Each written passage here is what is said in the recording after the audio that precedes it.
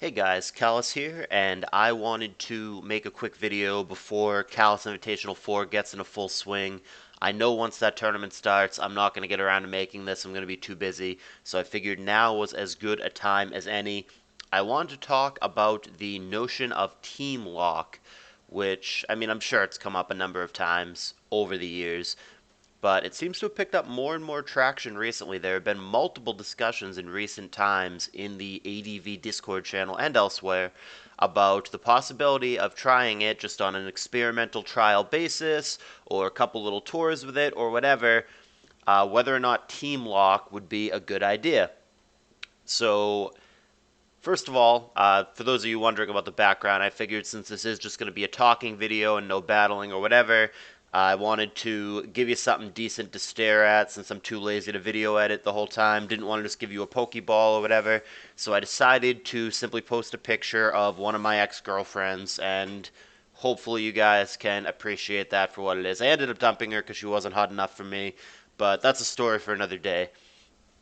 Anyhow, what is team lock? So some people propose that, there's a couple different variations of it, but the base concept is you would register a number of teams before the tour. In a best of one tour, maybe it's 3 teams. In a best of 3 tour, maybe it's 5 teams. Whatever it is, you would register those before the tour and submit them somewhere, and those are the only teams that you can use throughout the tour.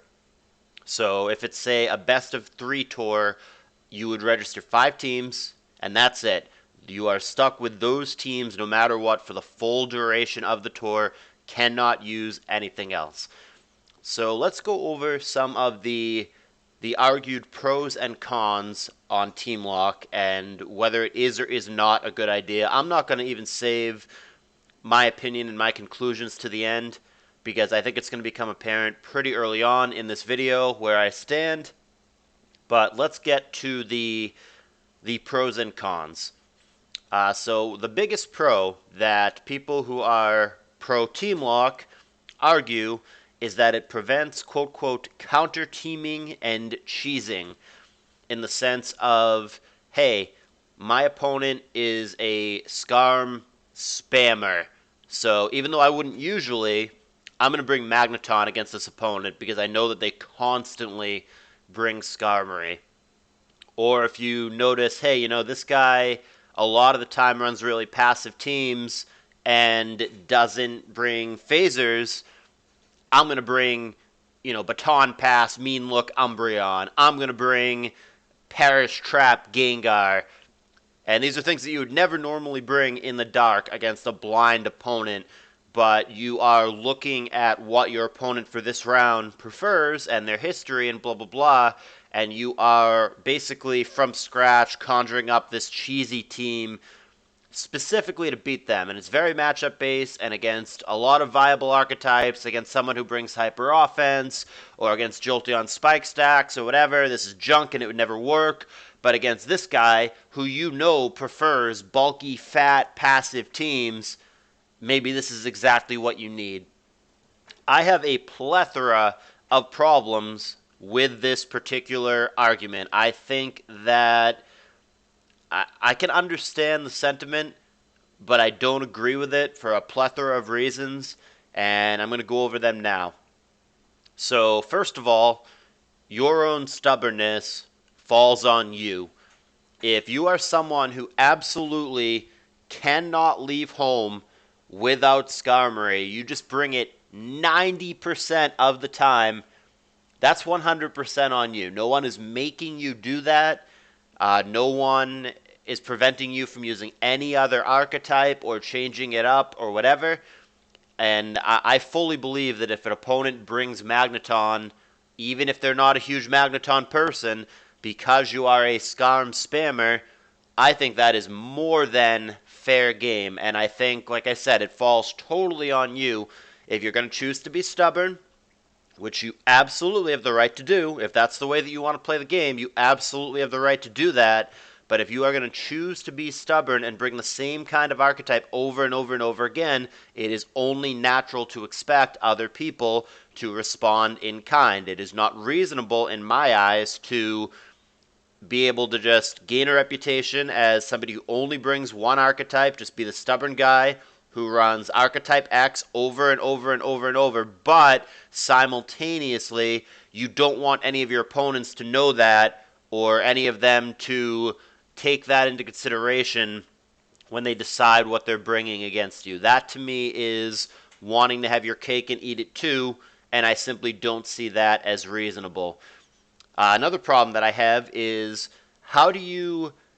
what is counter teaming? How do you define what counter teaming is? Where is the line on bringing something because it's just good and it makes sense versus bringing something specifically to beat opponent X? Like, again, going back to the Mag versus Skarm example, where is the line between I'm running a physical offense team and it has Magneton on it because Magneton is good on this kind of team, because Skarmory the Wall is a tough Pokemon for me. I need to remove it, so I'm going to bring this Magneton on this physical offense team. And physical offense is indeed, or mixed offense, either or, those are both perfectly viable archetypes. Those are not cheesy niche things that you would only bring against a specific opponent. So are we really implying that someone is doing something wrong by choosing to run a physical offense team against a player who happens to be a Skarmbliss spammer? How do you ever prove, how do you ever define that someone is bringing that against player X as opposed to just bringing it because it's good, because it makes sense?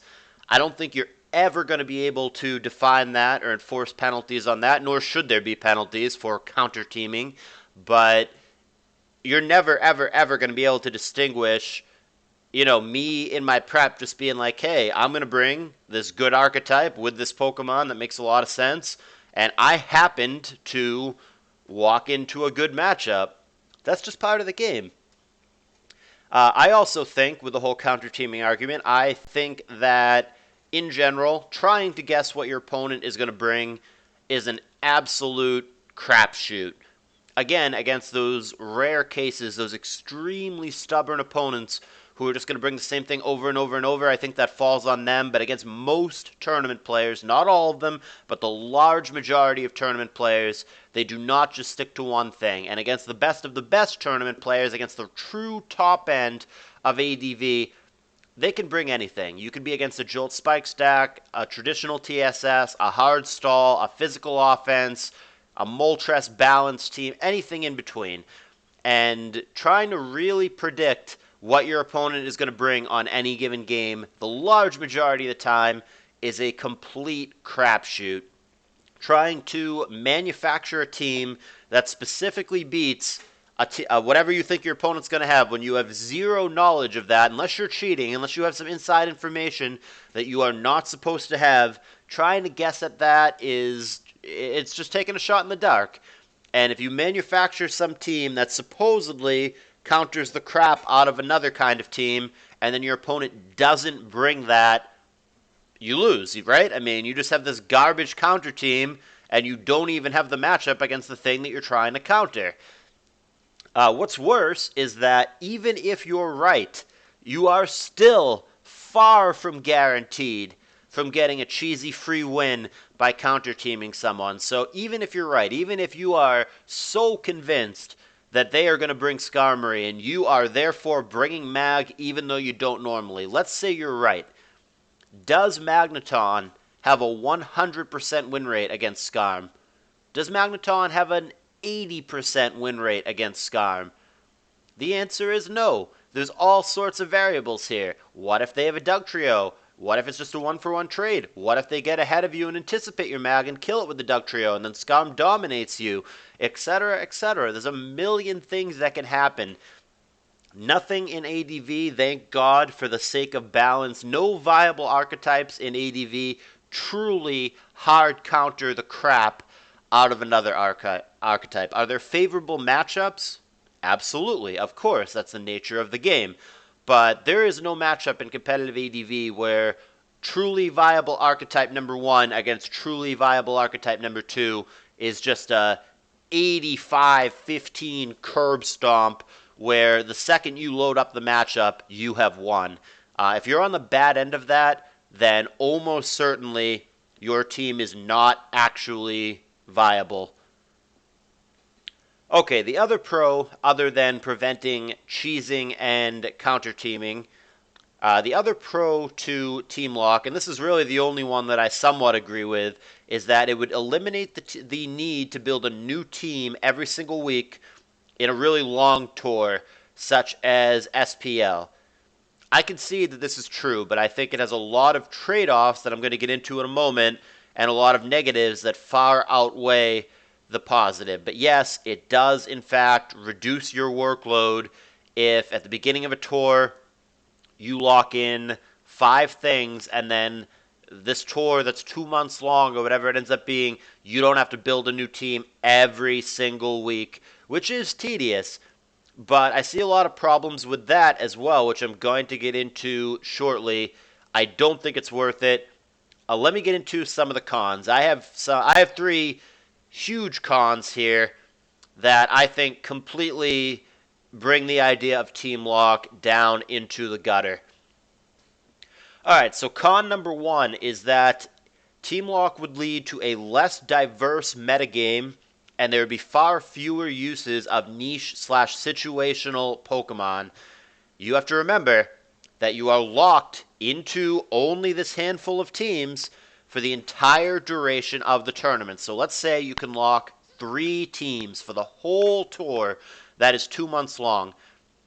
The second that you show that Gligar, that Cacturn, one time, that team automatically gets worse. The surprise value is gone. You are locked into that team plus 2 others, and people are going to be able to recognize it basically immediately. Any smart opponent is going to watch your replays, is going to study your games, and is going to go, oh, hey, this is the lead Tyranitar team. Oh, this is the one with T-Tar and Zapdos. All right, it's turn 2. I know your entire team, and I know you've got a Gligar and a Cacturn in the back. Is that good for the metagame? Is that something that realistically is the way that we want to play? I mean, this is like team preview to the extreme. This is basically on turn 2, I know your entire team from watching your replays. And again, no surprise value. There is no more surprise Cacturn. There is no more surprise Jinx in the back. There is no more surprise Marowak because I already know that it's there. Is that what we want ADV to be? Here is my second major con against Team Lock. I see major logistical problems in the submission and verification process. If there were some automated feature, which we currently do not have access to, that would do this for us, maybe I would reconsider this point. That doesn't exist right now, so the only way that we in the present would be able to actually submit teams for Team Lock is to do it in such a way where humans and their honesty and their integrity are involved, whether we would be submitting the teams that we're locking directly to one of the tournament hosts, whether we would be submitting it to some database that obviously a human would have to have access to in order to actually check these things, whatever it may be. Basically, we would be relying on human honesty and human integrity. We have seen time and time again in Pokemon and in anything, you can't name a professional sport that you follow where someone does not cheat and has not cheated. There's been scandals in everything. Bottom line, people cheat. Not everybody's honest. Not everybody has integrity or plays by the rules.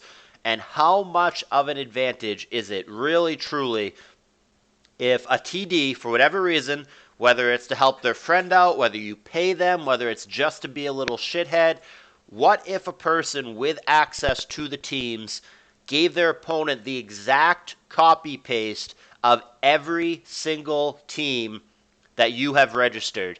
What would you do in that situation? You're against an opponent who has every single team, down to the EV, down to the move that you locked in. You do not have the same in reverse. That is a massive, massive tournament swinging advantage, and it is something that you would never be able to prove.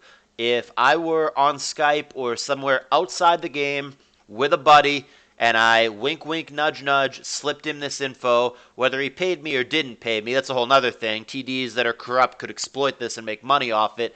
But even if there were no money involved, I could send a buddy outside the game that information. You would never know and could never prove it, and it would have a massive, massive outcome influence on the outcome of a tournament. TDs should never have the ability to influence a tournament to that degree. They should never have the power to be able to more or less decide who's going to have a massive advantage or more or less decide who's going to win a tournament just based on trusting that they're not going to do that, especially when, if they do that, it is highly unlikely, if not outright impossible, if you do it with half a brain, that you would get caught. So I have a huge issue with that too.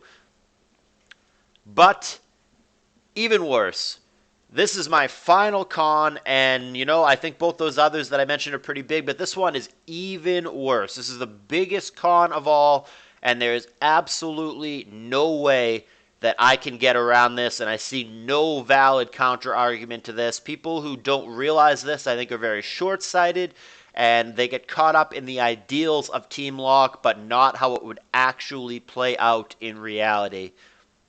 So, if we are operating under the assumption that replays, not just the results, are required to be posted when you win a match, so you can't just write, I beat Joe 2-0. You have to actually post replays, which every major tournament, SPL, World Cup, whatever it is, all major tournaments require replays. And this is very, very necessary. Old gens will die out. People will lose interest and stop playing old gens if there are not replays. Replays are absolutely essential for the continued health of old gens. So if we are operating under the assumption that replays are mandatory over the course of longer tournaments, pre-knowledge that we should not have causes an extreme change to how the game is played, and not in a good way. It takes calculated risk out of the equation, and it gives you information that you simply are not supposed to have. So, for example, ADV. We could take the Fortress against Blissey matchup, for example. There's a lot of variables there. Whether or not the Blissey has Fire Blast is a crucial piece of information. Where we are today, where you don't know if the Blissey has Fire Blast or not, there's all sorts of sequences. Maybe you take a calculated risk, you stay in with the Fortress and you spike up, and the opponent either switches or goes for Seismic Toss. That seems good for the Fortress player. Maybe you scout Fire Blast, and hey, they have Fire Blast. That's also good for the Fortress player. Maybe you stay in, take the risk, and you find out, oh shit, they have Fire Blast. I'm dead. That's really bad for the Fortress player. That's fine and well. That's calculated risk, that's deduction, that's what we do today, and that's a great thing. What's not a great thing is if you know beforehand, somehow, whether they do or they don't have Fire Blast.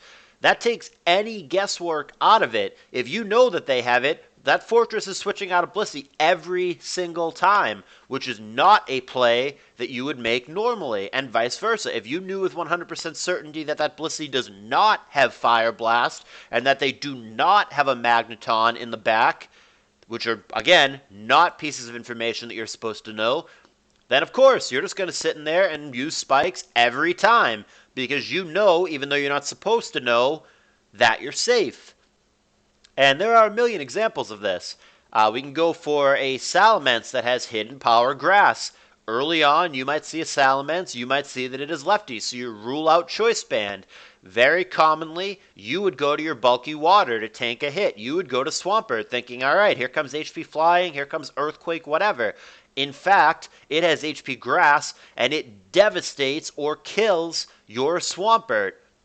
But, if you knew beforehand that they had HP Grass, that would be a real problem, because now you don't go to Swampert anymore. Now you keep your Swampert safe. In any other scenario, you would go to Swampert, but now, because you know HP Grass is there, you aren't making that play anymore. Another example would be Snorlax with Focus Punch, for example. Great little surprise move. Would it be wild to think that someone early on would switch a Tyranitar into a Snorlax? No, happens all the time. Pretty standard play. But if you know beforehand that that Snorlax has Focus Punch, nobody's switching Tyranitar into it. And that move loses the overwhelming majority of its usefulness. Nobody's going to make that play anymore. You're never catching T-Tar on the switch with Focus Punch. And why are we even using that move set? Basically, what tournaments would devolve into is a mini game where you're trying to hide moves, or hell, maybe hide entire teams in the early rounds of the tournament while still trying to win. So you need to win the round and actually get to the late stages of the tournament where hiding your best team or your surprise team or whatever actually matters. But you need to not use that best team or that surprise team along the way to get there. I see a huge problem where it's round 7 of a tournament like SPL, where there's still a long way to go. There's been a lot of tournament before, but there's still a lot of tournament ahead, too. In week 7 of SPL, you've got week 7, week 8, week 9, and if you're really in the mix, you've got another 2 weeks of playoffs, so there's 5 weeks still to play. And at this point, since you're locked into only 3 or 4 or 5 teams or whatever it is throughout the tournament, you can easily go back and look at the replays of what your opponents have used. And you can more or less, just from watching the replays, checking out the moves, checking out who was faster in whatever situation, doing calcs as to how things took hits, you can more or less have their exact team, moves, EVs, everything, sitting in front of you prior to the match. And that just seems like a huge problem to me. You are not supposed to know before the game that their Lax has Focus Punch, like their lead Lax. So turn 1, you know that their Lax has Focus Punch. This isn't even scouting. This isn't even taking an educated guess. Turn 1 or turn 2 Lax, where it could be fucking anything. Or same thing. What if it's just the opponent leads with Tyranitar and then they go to Blissey? That could be anything. Nobody is the ADV detective or the ADV Sherlock Holmes to see turn 1 T-Tar switching into Blissey and go, hey, that is absolutely a 100%. That is a Fire Blast Blissey. Nobody can do that. Nobody knows that. And that is not information that you're supposed to have. But if you hypothetically did have it, that would massively change the way that we play the game. So that's pretty much it. Those are my big points. As you guys can tell, I am way, way, way against Team Lock. I think it's a terrible idea. I see logistical problems. I think it fundamentally changes the game in a very bad way. And I don't even think it's necessary to begin with. I think the entire issue of counter teaming is overblown. I think it's something that you as a player have the ability to prevent by simply being more versatile, being less stubborn, changing it up. If you're someone who is, I would say if you are someone who is complaining that you're consistently being counter-teamed, one of 2 things is happening. You are either way too stubborn and predictable with your team choices, or you are basically scapegoating, matchup, counter-team, whatever, as a reason why you lost. And maybe you made mistakes, maybe your team isn't as good as you think it is, maybe you aren't as good as you think you are, but you need someone or something to blame. But I think counter-teaming in ADV is wildly, wildly overblown by the people who are vocal about it, and I just don't think it's that big of an issue, if it's an issue at all. So, for me, Team Lock, really bad idea. I'm very much against it. But let me know what you guys think in the comments. Would you like to see Team Lock tried out in a tournament? Do you have answers to the problems that I raised? Do you have solutions that would get around these issues? Do you agree with me? Do you disagree with me?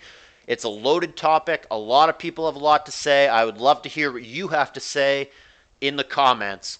In the meantime, I really appreciate you guys checking this out. One final reminder in this video that CALLOUS Invitational 4 is right around the corner, so get your ass in my Discord channel. There's a link in the description, and enjoy the really good show that is coming up. Thank you guys for listening.